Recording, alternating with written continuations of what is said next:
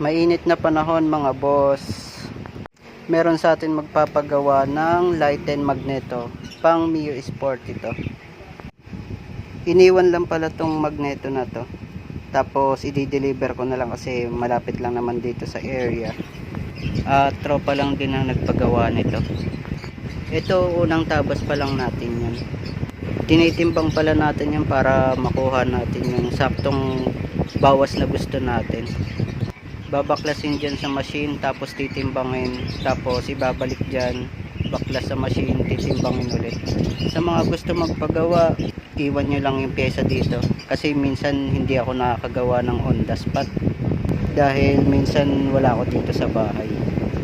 Dito medyo tapos na tayo magbawas at magtabas. May design na rin yan. Ito yung stock na timbang nya, wala pang tabas yan. Tapos ito naman yung natabas natin.